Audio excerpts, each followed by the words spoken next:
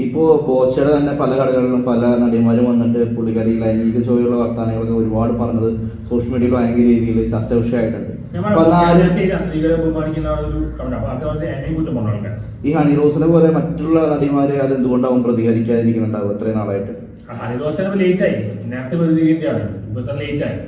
വേറെ ഇപ്പൊ പാർട്ടി പോത്തോ നിഖില വിമലെതിരെ പറഞ്ഞു കഴിഞ്ഞാൽ എപ്പോ വന്നെന്ന് പറഞ്ഞാൽ മതി. ഇത് ലേറ്റ് ആയി പോയി. ഇപ്പഴും പ്രതികരിച്ചാണ് കഴിഞ്ഞ ആൾക്കാർ മുന്നേ പറഞ്ഞിരിക്കും. ഇപ്പൊ ലിച്ചിനെ കുറിച്ച് പറയാനുണ്ട്. നേരത്തെ ലിച്ചി കേസ് കൊടുക്കാൻ പോകും ആൾക്കാർക്ക്. പിന്നെ ഇവര് അതും പറയില്ല, അത് പറഞ്ഞു കഴിഞ്ഞാൽ കോൺട്രവേഴ്സി ആവും. ഇപ്പൊ ബോച്ചനെ കോയമ്പത്തൂരിൽ അറസ്റ്റ് ചെയ്തു. അതും നമ്മുടെ ഹണി റോസിനെ പറ്റി പറഞ്ഞ ഒരു ഡബിൾ മീനിങ്ങിൽ പറഞ്ഞൊരു സംഭവത്തിന് ഇതാണ് അറസ്റ്റ് ചെയ്തത്. ഹണി റോസ് പോസ്റ്റ് വിട്ടു. പക്ഷെ അങ്ങനെയാണെങ്കിൽ ആദ്യം അറസ്റ്റ് ചെയ്തിട്ട് ആർക്കണമെന്നല്ലേ? അത് ഞാൻ കേരളം പ്രകടിപ്പിക്കുന്നു. അതെന്തിയാണ് നമ്മളെ ഡിലീറ്റ് ചെയ്ത് കളഞ്ഞാണ്. സെക്രട്ടറി ആൾക്കാരൊക്കെയാണ് പബ്ലിസിറ്റി കൊടുത്തത്. എന്തായാലും അവരങ്ങനെ ആക്ഷൻ എടുത്തുണ്ടായി. ഒരുപാട് പേര് ഔട്ട് ചെയ്തിട്ടുണ്ട്. നമ്മളവരെ ഡിലീറ്റ് ചെയ്തു. നമ്മൾ കേരളം പ്രകടിപ്പിക്കുന്നു, സോറി പറയുന്നു. നമ്മളിതിനെ ആവർത്തിക്കൊന്നുമില്ല. ഞാൻ അല്ല എത്രയോ നാളുണ്ട്, അടുത്ത അതൊന്നും കേട്ടിട്ടില്ല. അല്ല, ഹണി റോസിന് ആദ്യമായിട്ട് എഴുതിയാളും അത് കഴിഞ്ഞിട്ട് നേരിട്ട് കണ്ട് ഷേക്കൻഡ് കൊടുത്ത് സംസാരിക്കാൻ കൊടുത്തു. ആദ്യം എഴുതി ഞാൻ ഇത് ഒരുപാട് പേര് കമന്റ്സിൽ എഴുതുന്നതാണ്. നമ്മൾ പബ്ലിക്കായിട്ട് എഴുതി. ഇനി എന്തായാലും എഴുതണ്ട. നേരത്തെ എഴുതിയതിൽ കേരളം പഠിപ്പിക്കും. പോലീസ് പിടിക്കുന്നത് പേടിച്ചിട്ടാണോ? പോലീസ് പിടിക്കുന്നത് പേടിച്ചിട്ടാണോ? പേടിച്ചല്ല. അതിപ്പോ നിയമം അങ്ങനെയല്ല. ഇപ്പൊ നമ്മൾ ഒരു കലാപരമായിട്ട് നിയമിക്കുന്നത് പറയാം. പക്ഷെ അത് നിയമം അങ്ങനെയാണല്ലോ. ഇപ്പൊ എല്ലാ നിയമവും സ്ത്രീകൾക്ക് അനുകൂലമാണ്. ഇപ്പൊ ഒരു പുതിയൊരു സംഭവം വന്നിട്ടുണ്ട്.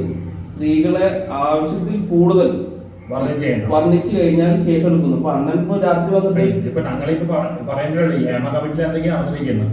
ഞങ്ങൾ പറഞ്ഞിട്ടല്ലേ ഉള്ളൂ. ഹേമ കമ്മിറ്റിയിൽ എത്ര പേര് രക്ഷപ്പെട്ട് നടക്കുന്നു. അവരെന്തൊക്കെയാണ് റേപ്പ് എന്തൊക്കെയാണ് കാണിച്ചുകൊണ്ടിരിക്കുന്നത്. അത് നോക്കുമ്പോ ഇതെല്ലാം എന്താണ് ഒന്നുമല്ല. അതിനെല്ലാം ആരും പറയുന്നില്ല. സാബുവൻ പോലും എനിക്കത് വർത്താൻ പറഞ്ഞു. എന്തുകൊണ്ട് സാബുവൻ ഹേമ കമ്മിറ്റി പറയുന്നില്ല?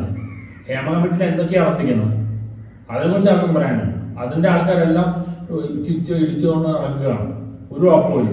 മീറ്റിങ്ങിന് വരിക, അമ്മയുടെ മീറ്റിങ്ങിന് വരിക, എല്ലാം ചെയ്യുന്നുണ്ട്. അവർക്കൊന്നും ഒരു ഉറപ്പില്ല. അവർക്ക് രൂപീകരണമുണ്ട്. ഇല്ല, ഇതാണ് പ്രശ്നം. ഇത് പറഞ്ഞിങ്ങനെ ഉള്ളൂ. മറ്റേ എന്താ പ്രവൃത്തിയല്ല, ആക്ഷനാണ്.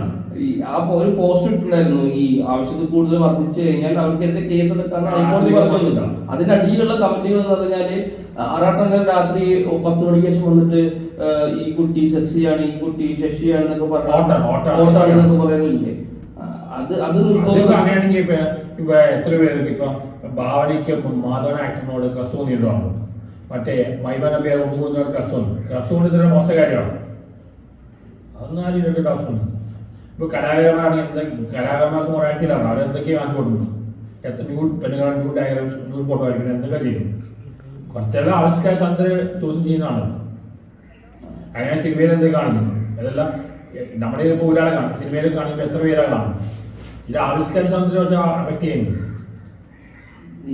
ഇതെല്ലാം പറയുന്നല്ലേ ഉള്ളൂ. ഓരോ ആൾക്കാർ എന്താ ഏമാറ്റി കണ്ടില്ല എന്തൊക്കെ ചെയ്യുന്നത് ശരിയാണ്. അവർക്കൊന്നും ഒരു കുഴപ്പമില്ല. കൂടുതൽ ഇറങ്ങണം. ഈ സാബുമാരുടെ എന്താ പ്രശ്നം? സാബുമോൻ എന്നറിയില്ല. പുള്ളി ഇങ്ങോട്ട് വന്നിട്ടുണ്ട്. ഡൈവേഴ്സാണ്. ഞാൻ ഡൈവേഴ്സൊന്നല്ല. പുള്ളി കിട്ടുന്ന വഴി കിട്ടുകയും ചെയ്യും.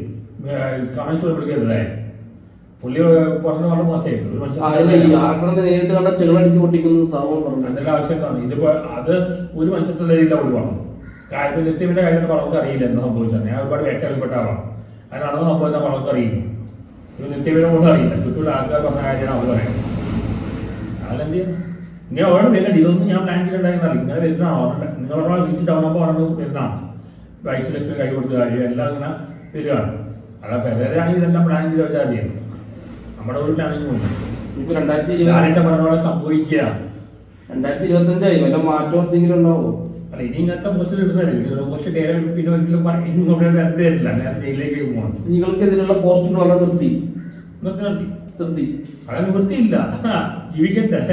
നേരത്തെ കേസാക്കി ജീവൻ പോവില്ലേ? ഇപ്പൊ തന്നെ ഒരു ട്രാൻസ്ജെൻഡർ കേസ് നടക്കുന്നു പറഞ്ഞതാണ്. ഇനി ഇന്ന കൂട്ടത്തിലേക്ക് കൊണ്ടുവരാനായി. നന്നാമതിന് ഇത് ആവിഷ്കാര സ്വാതന്ത്ര്യമാണ്. നമ്മള് കലാപരമായിട്ട് ആദ്യമൊക്കെ പറയണം. ഈ സ്ത്രീകൾ പറയണം. സാധനം നമുക്ക് നിയമം വരെയാണ്.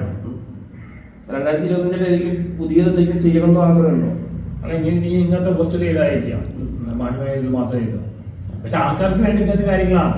എന്തുകൊണ്ട് ആൾക്കാർക്ക് വേണ്ടി ഇവിടെ ഏറ്റവും കൂടുതൽ വിറ്റുകൊണ്ട് കോമാളിത്തം, ഒന്ന് പെരരെ കാണാൻ കോമാളിത്തമാണ്, പിന്നെ അഡൾട്ട്, പിന്നെ നെഗറ്റീവ്, ഇതൊക്കെയാണ് ആൾക്കാർക്ക് വേണ്ടത്. നല്ലതാർക്കും വേണ്ട.